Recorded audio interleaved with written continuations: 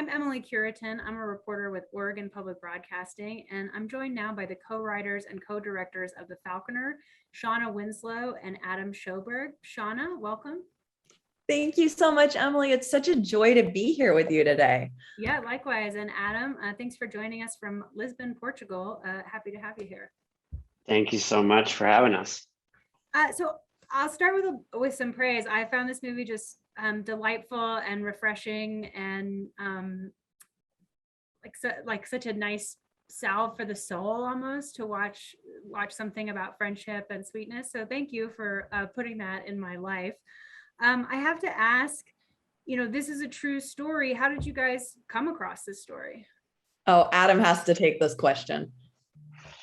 So we found this story about 10 years ago. I was traveling on a documentary project about breakdancing around the world, in Uganda and Colombia and Cambodia. And I ended up in Yemen, which is a little country at the bottom of the Arabian Peninsula. And I was filming breakdancers there, and I got introduced to this like 14-year-old skateboarder kid who had blonde hair and looked like he should have been in California, but he had grown up in Yemen, spoke perfect Yemeni Arabic. And at the time, he was helping his best friend with this sort of harebrained plan to steal animals from the ramshackle zoo that they worked at in order to try and raise the money to help his best friend's sister get out of this abusive marriage. So it's this story tinged with darkness, but I found it so compelling and was naturally drawn to their friendship and the complexity that position that they had been put in revealed. And very quickly after that, told Shauna, you've got to help me tell this story. So you actually meet these characters, Tarek and Kai, when they're in the midst of the story. Totally mid-heist. Yeah, it was I didn't know the full scale of it while it was happening. I actually heard about it. I haven't thought about this in a while, but I actually heard about it secondhand through another friend who filled me in on what was going on. And then I asked them about it. And it was probably 2 years later that we called the real life Kai and asked him if he would be at all interested in telling this story. And at the time I was like, is there a love story component to it? Were you ever in love with the sister? And he was like, no, the love story is between me and Tarek. Like the love story is our friendship. Like that's the story. And not to take up too much time, but they ended up being separated by the war in Yemen for 8 or 9 years. And we're actually able to get back to see each other again for the first time on our set while we were filming. So we were able to get the real life Tarek out of Yemen. And it was like the first time that he'd left, that he'd ever left this country. He'd been living in the midst of war for the last years. Adam and I went to go spend some of our summer with the real life Kai, who lives in Italy right now. He actually studied animal conservation, and we were FaceTiming with Tarek in Yemen, and they FaceTime every single week. And are in touch, but they hadn't seen each other in person since 2012. And so getting the real life Tarek to set and seeing them reunite was one of the highlights of making the movie, quite frankly, is seeing this friendship embodied. And Kai was our real life animal wrangler. He's trained 86 falcons at this point in his life. So he was on set with us kind of every day. And how old are they now? Oh, wow. We should have the concrete answer. They're in their mid-20s is the answer. And we should actually get that exact number so that we can be here we go. Yeah, Tarek's a few years, in real life, Tarek's a few years older than Kai, but we kind of made them more the same age for our movie, but they're, late 20s, early 30s. And there's another scene, the end, we kind of get this glimpse of the real life story. So pardon my journalistic curiosity is getting the best of me, because it's just, there's such fantastic, rich characters in the movie that I can only imagine what the real people must be like. Another snippet we just get after the actual film, which we will talk about next, is it appears to be, is that Amira being set free? Yeah. Yeah. So we actually trained Amira on set with the intention of being able to release her into the wild at the end of the shoot. And so it it wasn't exactly how it was planned to go, you know, in filmmaking, particularly indie filmmaking. We actually had a trained falcon that ended up falcons. Falcons learning, like coming back to their owners is a sign of respect on the falcon's part. They can book it at any time, and they only come back if they like respect their handler and if they love their handler and trust their handler. And so the actual falcon that we were gonna use for the movie booked it 2 days before our shoot, and like left to go be with its falcon friends. And we actually never got to meet that falcon. We never met that falcon. It never made it to our set. It didn't want to be in a movie. It decided to leave. And so we ended up meeting these Bedouins who had a wild falcon. And so the falcon was with us for the duration of the movie. And then we returned it to the wild afterwards. So yeah, that's the real life of Mira really going free to her friends at the end of it. The scenes in the movie where they're training the falcon are essentially real training sessions. Yeah. So the bird that real life Tarek and Kai trained was not reacquired and then set free. No. That bird's somewhere in Yemen. And what was it like filming in this part of the world? And I think I read on your website that this is the first international film you believe to be filmed in Oman. Entirely in Oman. Yeah, there are other films that have shot like snippets or a scene here, a scene there. You know, shooting there was so miraculous, quite frankly. As I grew up in Germany and England and spent a lot of time in the Middle East, and Adam has traveled the world for work and shot in over 60 countries. And for us, this movie in a lot of ways is a story of our own privilege and really interrogating that question.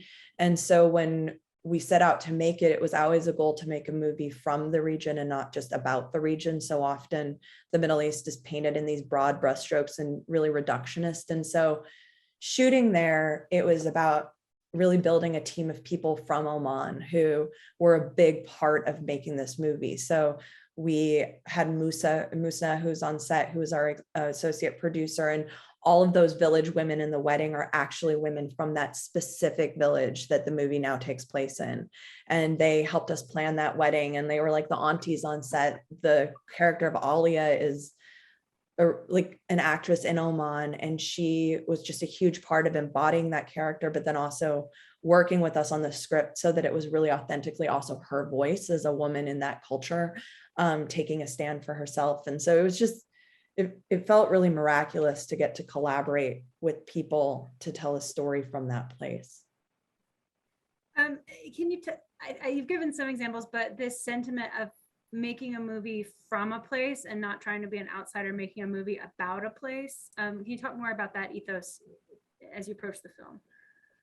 Yeah, this is a really big theme, and it's an ongoing project to you know, I want to say that we're always obviously capable of making mistakes in this process. So it's an ongoing learning experience to know how to do this well. But I think one of the main keys of telling stories about a place when you're an outsider is surrounding yourself with a chorus of voices from that place who are holding you accountable to not being voyeuristic, to not trafficking in stereotypes. You know, like we had an amazing crew that were very nimble so that at a moment's notice we could change the way or the location where Muhammad was praying, or the father, or very specific elements of the wedding to not just be how an Omani wedding would be, but how a wedding in this particular village of a few hundred people would happen. You know, a lot of times when people get in trouble for painting with broad stereotypes or being voyeuristic, it's because they haven't included that chorus of voices, and it is harder. But I think it's incredibly necessary to, I don't think we should be telling a story about a place that's not our home if we can't do justice to it to the best of our ability. And so, yeah, surrounding ourselves with a chorus of voices, and rewriting every night and every really moment in the process towards the goal of making it as authentically from that place as possible. Now, at the end of the day, our story is a fable. It's a real life story, but it's also a fable, and it is a mashup of, you know, we've taken the real story, but we've, you know, Alia's character is actually based on both the real life Alia, but also several other characters and women that we interviewed and met and read about throughout our journey of making this movie. So we're still bringing our artistry to it and our imagination. And, you know, was there a one-armed fisherman in the original story? No, you know, these are components that we still brought in and brought our own imaginations to bear. But because I think you also bring, hopefully, if you're doing your job right as a storyteller, you're hopefully bringing something as an outsider as well. Hope the goal is to not be taking, is to be bringing and offering and listening. Have you, oh, go on. I was just going to say, I think that part of it too, which is a big part of our process, is the culture on set and creating a space where it's not just people, where there's a chorus of voices, but where there's a culture of listening and curiosity and learning, and where people, you know, I produced the Lego movie.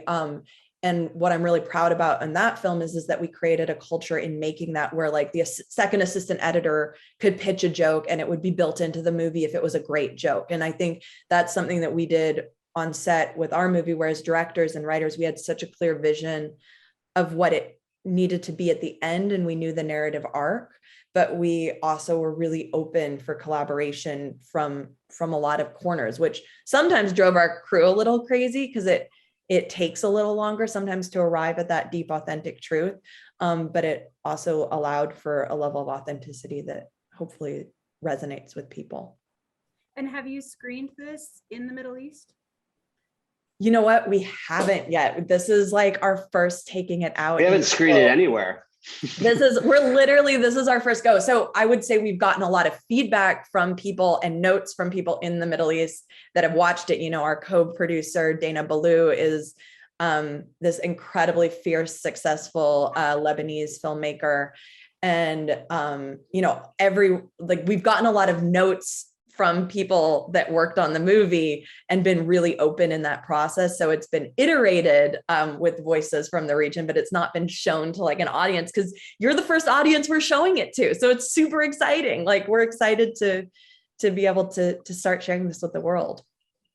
And what have the reactions been like from the real life people whose story was turned into this fable? They like our movie. I mean, I think, you know, there was a lot of, I think, rightful, whenever someone's telling your story, it's terrifying. It's like, and the stakes are high culturally, you know.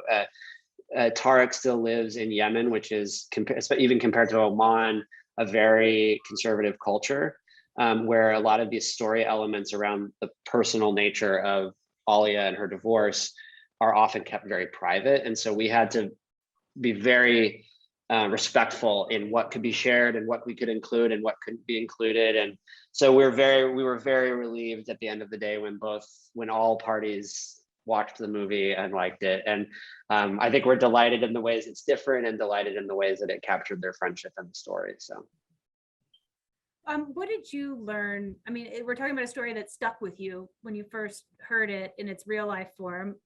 Once you started to tell it, how did it change for you and what did you learn from it? Oh, that's such a brilliant question. You know, I think that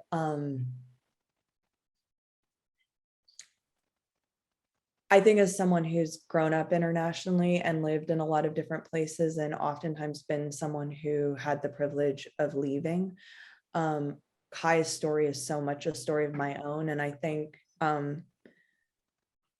that I've made mistakes in my life, right? Like I've overlooked other people's needs sometimes in how different we are and how my priorities differ from their priorities, and that both of those can be true. And I think in some ways, making the Falconer was reconciling that part of my past and some of the friendships that I've lost along the way and some of the friendships that I've kept along the way who've continued to like be my friend, you know, even as I've grown and changed and hopefully become I think I've always been nuanced, but I think that, you know, privilege is like an onion and you just keep peeling it back and peeling it back and peeling it back. And so I think in some ways, this movie is like a marker on that journey of peeling back my own privilege and using it in service of the world and of other people. So I don't know, something around it, somewhere in that area. I don't know. What about you, Adam? yeah, my answer that came to mind more is that I think, which I think Shauna and I we evolved as storytellers over the course of making this, because we, it took 6-7 years to get it financed and made. And just over the course of that period of time, we evolved as people in terms of how we would want to tell a story. And, earlier, I'm sure there are earlier drafts of the scripts where I wouldn't be happy with how I portrayed certain elements, even the very nature of including Alia's abuse was really hard for us, because we didn't want to be soft around the issue of abuse in general, because it's an important issue and women to bring to light. But we also really didn't want to traffic in unhelpful and painful stereotypes about Middle Eastern men. So, one of the choices we made that in some ways challenges the storytelling, but I think was the right choice, was to keep the abuse off screen. Ultimately, this is a film about that we really decided to focus in on the friendship story of this kind of cross-cultural friendship, because we felt like that was, to your earlier point, what the world needs right now is that story. And as elevate Alia's storyline as much as we possibly could, but keep the focus where we felt we were qualified to tell a story, which is about being an privileged outsider who also feels at times like an insider, but has to come up against the ways in which they're not part of the place that they live in. Forgive me in advance. This question is really on the nose. I'm a local news reporter. I can't help it. You described this story as a fable earlier. Is it too on the nose to ask then what the moral of the story is? I mean, if you were trying to distill something so complex down to something timeless, what was there a moral to the story that you hope the audience kind of keeps in mind after they watch it? Well, I'd have to, I think I could give multiple answers to that question. For me, the answer that I want to give is, I think especially in America right now, but this is, I think, the case in the world we live in with social media. I think we've developed this belief that there is always an incredibly clear right or wrong answer to things. And I think one of the things that we've tried to communicate with this story, in the way that the boys are both looking at the world, Kai is thinking more about global warming and animal conservation, and Tarek is saying, no, my family's struggling. What we're trying to say is it's hard, that solving the hard problems of being alive is complicated. And I don't want to go as far as to say there is no right answer. There are right answers, but that they're hard earned. And that they come at a price, right? That I think that being for each other sometimes means making compromises and meeting in the middle and sacrificing sometimes something that you hold dear or that you love that might also be right? Like setting Amira free is a great aspiration, and it's beautiful and it's true. And Kai sacrifices that for his best friend to help to save his sister, right? And I think that, I think something that we talk a lot about creatively is not fast forwarding through the emotions.